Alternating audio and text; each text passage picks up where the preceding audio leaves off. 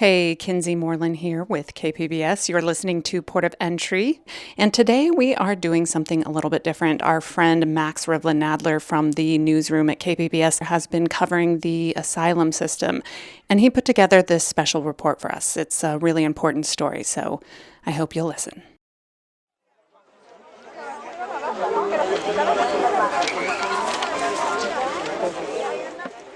The migrant camp at El Chaparral Plaza in Tijuana has only grown in recent weeks.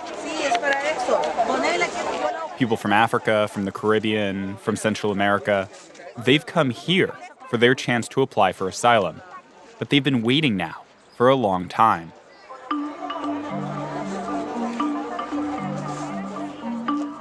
Extension cords snake out from tents as people look for any information on cell phones or ways to get legal advice.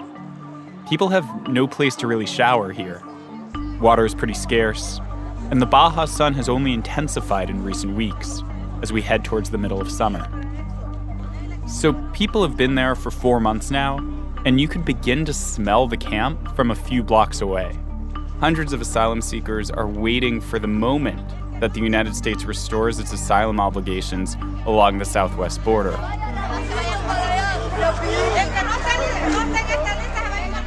The thing is, it's unclear when the United States intends to do that, or if it ever will.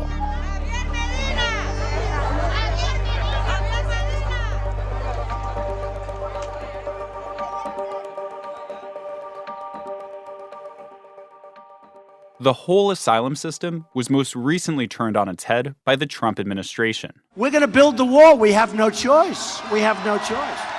Then it stopped entirely during the pandemic. And the Biden administration, they've been slow to get it going again. On a recent visit to Central America, Vice President Kamala Harris had this message. I want to be clear to folks in this region who are thinking about making that dangerous trek to the United States-Mexico border. Do not come. It's the same message that Central Americans have heard from Obama through Trump and now the Biden administration. Do not come. If you come to our border, you will be turned back. But thousands are already here. Right here, camping in squalor just hundreds of feet away from a shopping mall on the other side of the border in San Diego. I mean, these are terrible conditions. You know, you have kids that are running around. It wasn't until recently that the local government put in bathrooms and showers. And so it's been a struggle for them, and just trying to meet their very basic necessities is always a struggle. That's Pedro Rios. He's with the American Friends Service Committee. His group is one of the few still making the trip to the camp. They offer support, face masks, hygiene kits. And now his group is offering advice about how some people can safely enter the United States.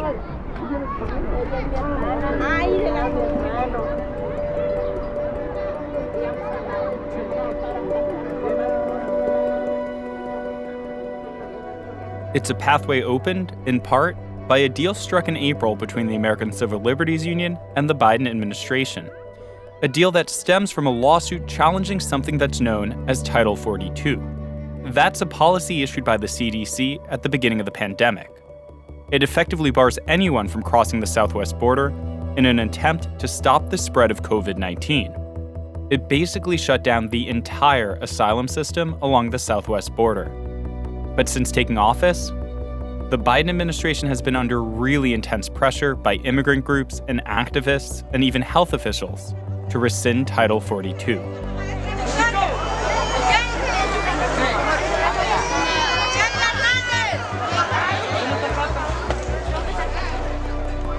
But in the meantime, because of that deal, a few families who have been living here, stuck in Tijuana, they're finally getting into the United States, escaping the haphazard camp. Walter Santiago Mejia. And because of this, for the first time since the camp kind of instantaneously sprung up in February, there's some hope. Kelly, Julissa, Jose Andres Fuentes. The names of the lucky few, people now being allowed into the U.S., are called out by officials at the port of entry each morning at 8 a.m. and then again at 3 p.m. Cindy Saraí, Oscar Omar, Cindy Saraí y Oscar Omar, por favor.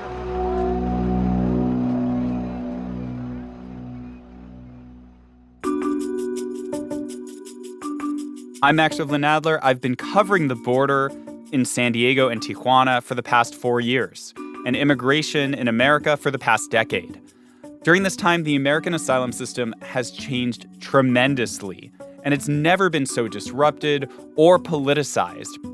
And the people's lives left hanging in the balance are the asylum seekers, people who've been mostly forced to fend for themselves as they grasp at the shredded threads of an asylum system that was never really perfect, but has never been so torn apart. Today, in a special episode of Port of Entry and KPBS Investigates, we explore the ad hoc system that's helping just a few asylum seekers along the southwest border to enter the United States, and meet some of the people helping the migrants leave this dangerous and cramped migrant camp in Mexico to start their new lives in the U.S. That's all happening right after a quick break.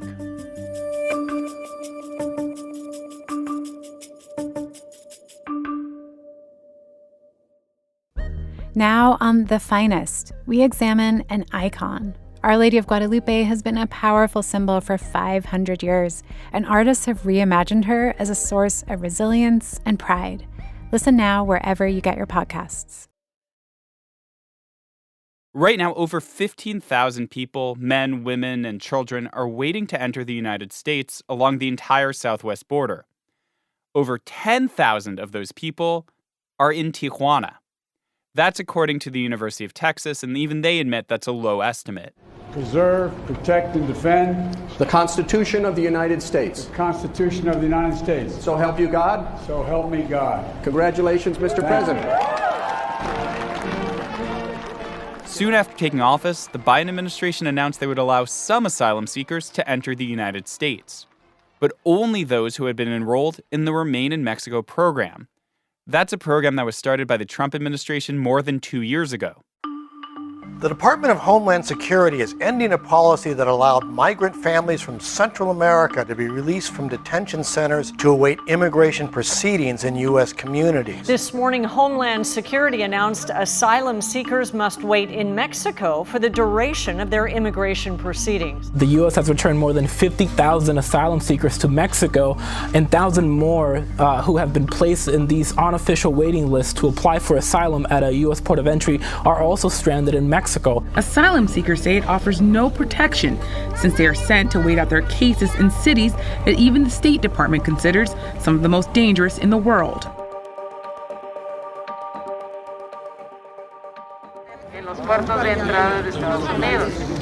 El día de hoy, ayer, 18 de febrero 2021, todavía. On that first day at El Chaparral back in February, when they started letting some asylum seekers into the United States, a lot of people were clustered around the gate that leads you into the country. They were gathering right across the border in Tijuana. In fact, in the very plaza that border crossers step into when they walk into Mexico from the U.S. One of those people who showed up was Marjorie Rosales. She's from Honduras. Mi nombre es Marjorie Lisi Rosales, de Honduras. Marjorie and her daughter have been living in Tijuana for over a year. They'd been fleeing violence in their home country, and they were selling ice cream on the street and going from shelter to shelter. On that first day, she pitched a tent right outside the port of entry, like right where you would need to be to enter the United States if the border was to open. She told me she wouldn't leave until she could apply for asylum. Ha sido bien duro porque estas 2 últimas semanas han caído lluvias. Marjorie told me that it's been tough. The first few weeks at the camp, it rained. Then, because of the rain, her clothes were wet, and the tents were freezing in the morning and at night. Y se me ha mojado la ropa y agitado la garganta por el hielo, mucho hielo en la mañana, en la madrugada, demasiado exagerado.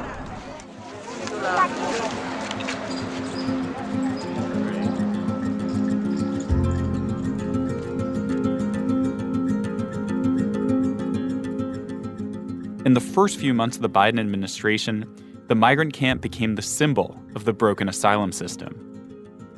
At the same time, a huge uptick in the numbers of unaccompanied children crossing the border gave rise to the idea that there was a surge or a crisis. President Joe Biden is facing a growing crisis at the U.S.-Mexico border. New steps to address the growing crisis at the U.S.-Mexico border. Fox News is on the ground inside the border city of Del Rio, Texas. This is amid the escalating crisis at our southern border. But in reality, this so-called new crisis, one some critics said was created by Biden's border policies, had begun many months before Biden took office. So many of these asylum seekers had already been in Tijuana, just waiting for their chance to cross.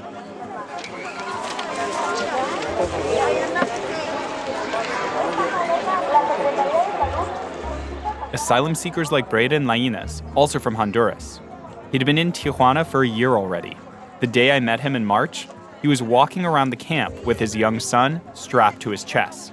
Entonces, porque me llegaron a amenazar, me dijeron, quita la bandera, y que aquí y allá. He was holding a Biden 2020 flag that someone had given him. In an interview I did with him later, he told me the flag gave him hope. Para que yo perdiera la esperanza, que algún día yo iba a estar aquí. But a picture of Braden waving that flag ended up at the top of conservative websites and on front pages of news articles saying somehow that it was Biden's fault that all these people ended up here in Tijuana, even though they'd been here for a year, and in many cases, way longer. The photo of Braden Lainez and other people holding up Biden 2020 flags, that became a flashpoint for those critics who were saying the Biden administration was opening the border and creating incentives for migrants to try to cross and take advantage of less restrictive border policies. So there's a number of initiatives and policies that are underway to undo a lot of the progress that has been made over the last 4 years. And I think But that wasn't really happening. The pandemic border shutdown, Title 42, was still in effect when Biden got elected and is still in effect today. And in the first months of this year, really the only people that were legally allowed to cross the border were those who were enrolled and remain in Mexico. Most asylum seekers like Braden were totally out of luck until that more recent deal I told you about between the American Civil Liberties Union and the Biden administration. In April of this year, that ACLU agreement opened the door to dozens of families to enter the country along the southwest border each day. These were asylum seekers who actually were not part of Remain in Mexico, but had been in Mexico for months and even years.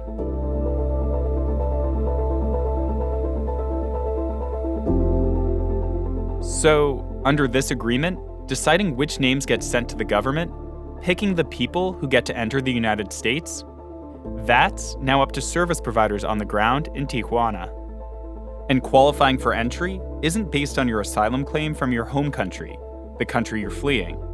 Instead, it's based on how much danger you face in Mexico itself. This isn't how the asylum system is supposed to work.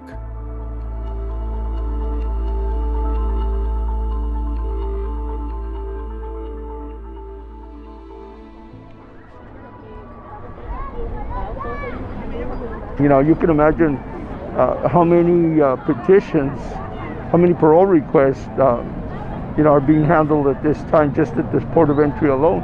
Robert Vivar is swarmed as he tries to make it through the crowded encampment in Tijuana. He's looking for a specific person, someone whose case that he's worked on. Robert, who was deported himself, has an office with U.S. deported veterans just down the block from the migrant camp. Dozens of desperate people vie for his attention, asking him when they'll get a call from overworked immigration lawyers. You know, it's kind of difficult, to tell people to have patience when, they're running away because of persecution, it's not safe. Parents in the camp tell him that their child is sick or that their family is in danger. But Robert already knows they're in danger. It's just impossible for him to help everyone. But that doesn't stop him from trying. Even here, they've had threats, that they've been followed. And it's a difficult situation for them, and you can understand why they would be so desperate.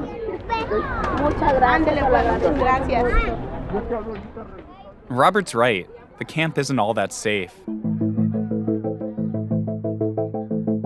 There have been robberies, threats, and it's the target of organized crime. People looking to extort the asylum seekers.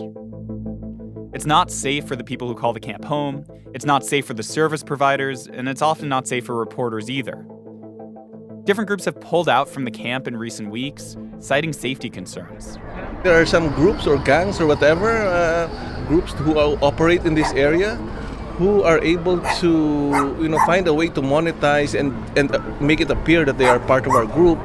Ian Cerullo is an immigration lawyer. He's part of a group of nonprofits known as the Chaparral Alliance.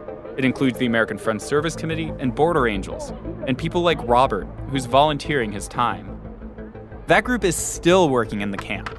They're the ones making contact with people in the camp and getting their names to the ACLU. In turn, the ACLU then takes those names and hands them off to the US government. The focus has been to first locate pregnant women, people with pressing medical needs, and those in immediate danger in Mexico. Their names go right to the top. This all makes the list of who's in danger really arbitrary. Muy difícil, porque cuando llegamos no había nada, no había carpas, no había agua, ni ayuda. That's Rafa Interiano. He's one of a number of people in camp who identify as LGBT. Under normal times, he could have a really strong asylum case in the US, if he were allowed to enter the country to make his case. He says he fled Honduras after his house was burned down. He was beaten, and his friends were killed.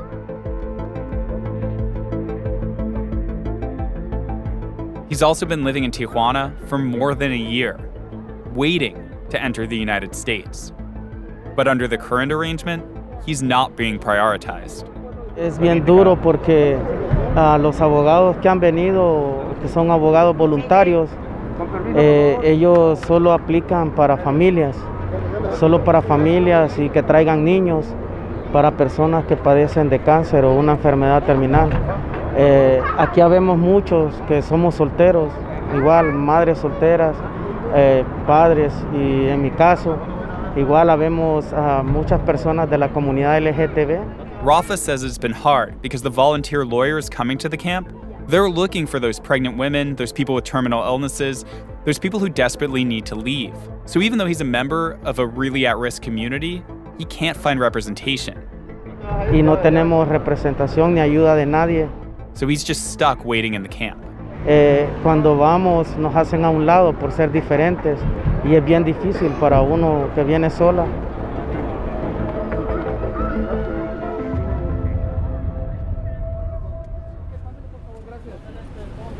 Udelfio Domingo, Tiul, Udelfio Domingo, vienes con Débora Ninette. So that's how we end up here. Every morning and afternoon at the port of entry in Tijuana, Customs and Border Protection agents call out names of people who are going to be allowed into the U.S. Helen Julissa. Helen Julissa. And some surprising names have started appearing. José Andrés Fuentes. Josué Fuentes. Because in addition to those vulnerable groups that are now being allowed in, some people with multiple deportations are also being allowed back into the U.S. Linnea Yameli Molina. Lindsay. See, under normal asylum circumstances, one deportation means you have to wait years and years for a chance to re-enter the U.S. But because some of these deportees say they're unsafe in Mexico, they're being allowed back in. So yeah, this change, it's a big one. And because this is happening, with people who've been deported being allowed to cross right now, it means the US government is formally acknowledging, for the first time ever, that deporting people back to Mexico puts them in immediate danger. And while they were waiting in Mexico, they became victims of extortion, kidnapping, rapes, horrible circumstances, violent situations, and they were so desperate for someone to listen to them. Dulce Garcia is the executive director of Border Angels. She spent 3 weeks working as part of the Chaparral Alliance in the encampment, finding the people who can get to safety now. People like her own brother, who was deported to Tijuana last year after his DACA protections lapsed. He was kidnapped in Mexico and he was beaten and robbed. And now, thanks to the piecemeal changes to the asylum system, Dulce is helping her brother and other people like him who've been deported and then found themselves endangered in Mexico.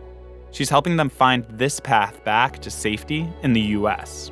So it all happened really quickly. We went from having absolute no way to cross someone lawfully across the U.S.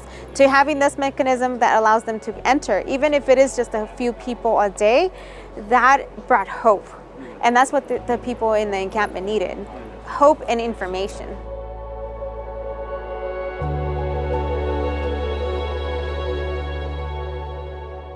So yeah, this little loophole, it is helping people who need it.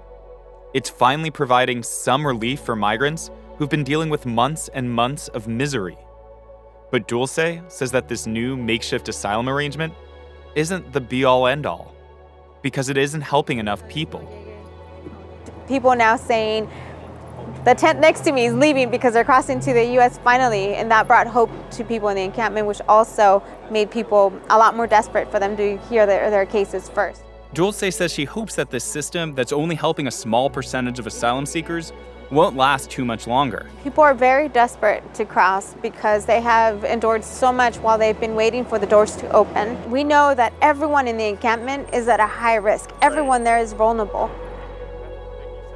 Yeah, I'm glad you caught the nuances of that one. So, pressure is growing on the Biden administration to restore more of the asylum system along the border, something that may happen as soon as mid-July.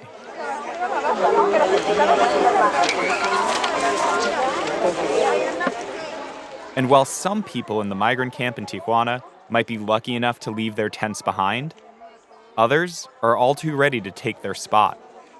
To continue serving as this visual reminder that pressure along the border continues to build. And sometimes that pressure bubbles over in the form of protests like this one.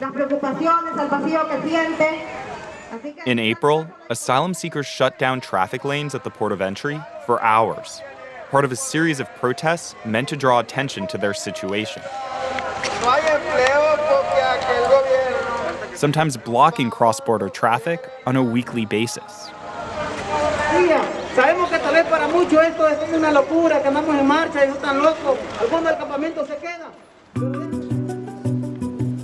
When we come back,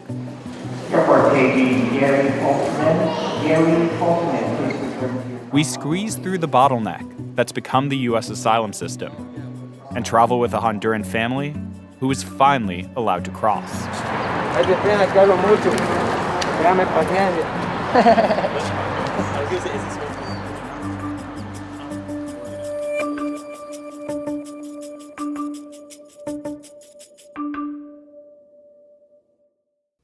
Now on The Finest, we examine an icon. Our Lady of Guadalupe has been a powerful symbol for 500 years, and artists have reimagined her as a source of resilience and pride. Listen now wherever you get your podcasts. Okay, so remember that guy with the Biden 2020 flag who I talked about earlier? The one with his young son strapped to his chest? Well, he's one of the lucky few who made it to the U.S. Braden Lainez is sitting next to his partner at Mission Bay Park in San Diego. He tears up thinking about what his family has had to get through to get here. Bueno, yo tenía planes anteriormente de decir ya hasta aquí nomás llego, pues ya. Braden says he had plans to just give up. He had come so far already, just to be stopped at the border for so long. He shows off scars on his face from a machete attack in Honduras, which he says was politically motivated. A mí me pesaron, pero ya Dios puso un momento, un ángel de la guardia para que me defendiera a mí. Pues yo sé cómo. He says he thought he was going to die in the attack, but that God must have put a guardian angel in his path, one who defended him, because he has no idea how he was able to escape. Como un narcotraficante, ¿me entiende? El número 1 de Honduras, pues, ¿verdad? Déjeme decirle, pues no me da miedo, ¿verdad? Porque mi familia corre peligro allá, pero es la verdad, pues. Braden's partner, Yuri Serrazo, describes just how bad things were in the migrant camp. Todo fue muy difícil. Los niños lloraban del frío, nos fueron a regalar cobija. She says it was all very difficult. The children cried from the cold. They gave them blankets. It was very sad. Fue muy triste, pero ganamos la victoria y aquí estamos, gracias a Dios. She says, quote, "But we triumphed, and here we are. Thank God." Braden and Yuris got help from the Chaparral Alliance, from the people going through the camp, overwhelmed by the sheer need. So, after crossing the border, people seeking asylum like Braden and Orazo are given a notice to appear in immigration court in a few months, and then released from custody to one of the most robust and competent operations helping asylum seekers across the country. The San Diego Rapid Response Network came together during the early days of the Trump administration. It's a coalition of immigrant advocacy organizations in San Diego. We are at this critical moment where the NGOs, the community organizations, the faith community, and all these folks that you see representing the organizations can no longer do it alone. That was Norma Chavez Peterson in 2018. She's the executive director of the ACLU of San Diego and Imperial counties, and she helped launch the San Diego Rapid Response Network. The group's focus, originally, was helping migrants who were released from detention and dropped off at bus stations, sometimes with no money and no idea how to get to their sponsors or families elsewhere in the US. They began running a temporary shelter for those immigrants in 2018, and by 2020, they opened a permanent shelter. At the shelter, people got medical checkups, new clothes, and people helped the migrants arrange for travel to family or sponsors. But COVID-19 changed all that. Instead of asylum seekers staying in the shelter, each family was now being housed in hotel rooms across the city of San Diego. The network has provided services to all asylum seekers who've entered San Diego, under all different sorts of circumstances. They've helped people who entered illegally but were allowed to stay in the US by CBP for whatever reason, or people who were sent back to Tijuana under the Remain in Mexico program. And, more recently, the people who've crossed under this new agreement with the ACLU.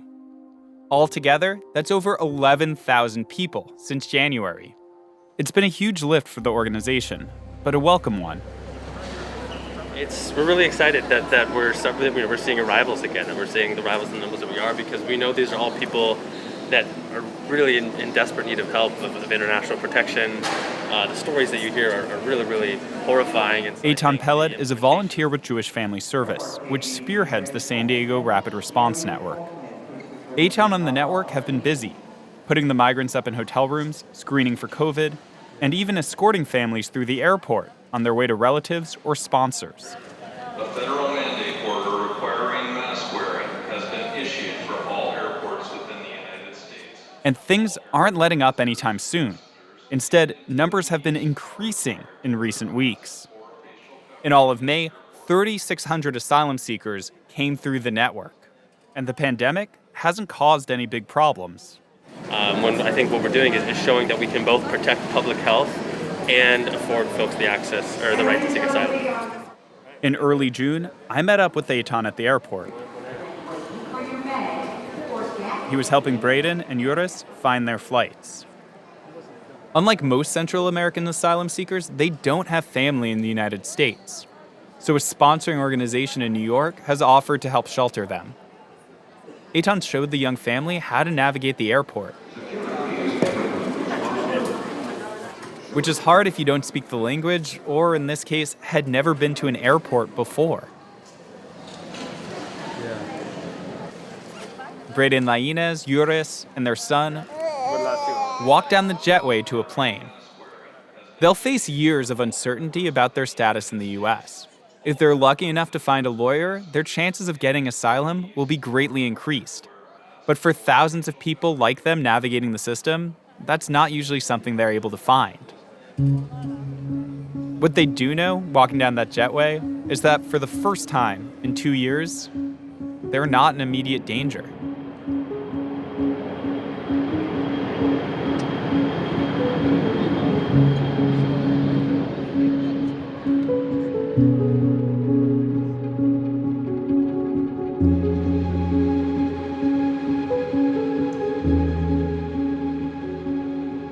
The Biden administration has said repeatedly that the border is closed. They say don't come, and if you do come, you won't be able to enter. But that's clearly not the case. Not for Braden and his family, and not for thousands of others who have crossed in recent months, coming for a better life. Those conflicting messages, that lack of clarity, can I make a claim for asylum? Will they let me in? My friend was just allowed in, why can't I go? That feeds the desperation that the camp at El Chaparral is built on. Title 42, that pandemic-induced border closure, can't last forever.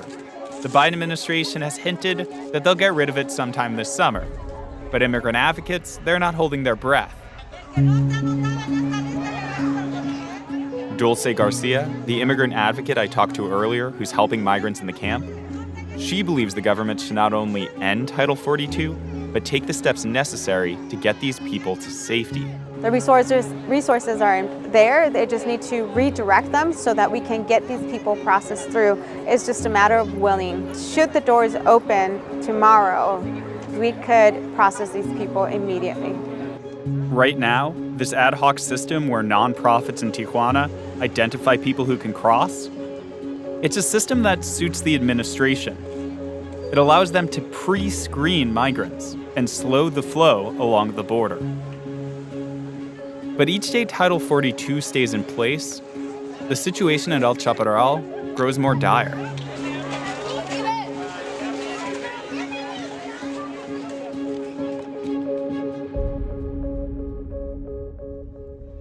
Ian Cerullo, the immigration lawyer, tells me that organized crime in the camp is playing an even bigger role. Right, so many people have heard of individuals selling tents and locations inside the encampment.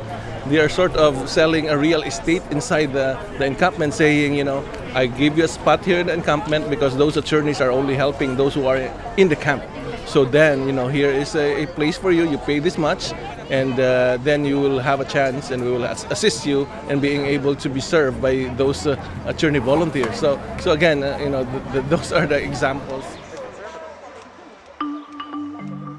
So people are so desperate for any kind of help, they're actually paying to live in a dangerous refugee camp.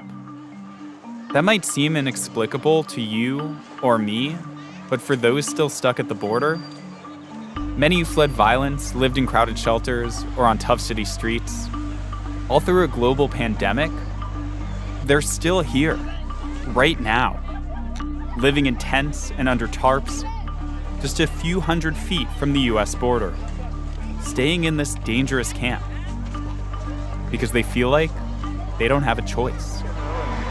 Max, mira nomás.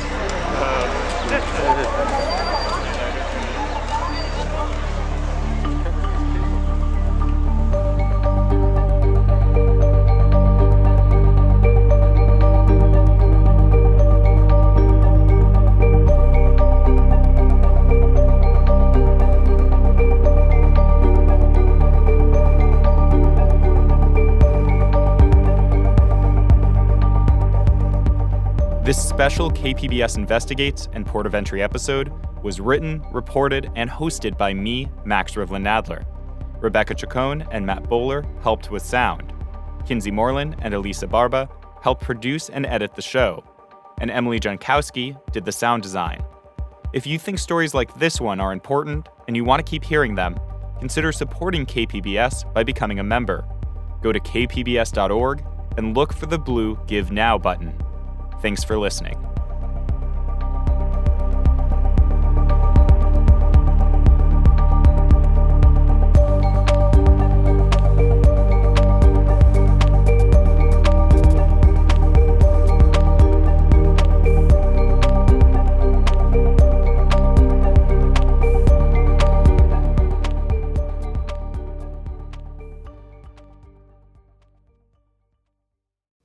Now on The Finest, we examine an icon. Our Lady of Guadalupe has been a powerful symbol for 500 years, and artists have reimagined her as a source of resilience and pride.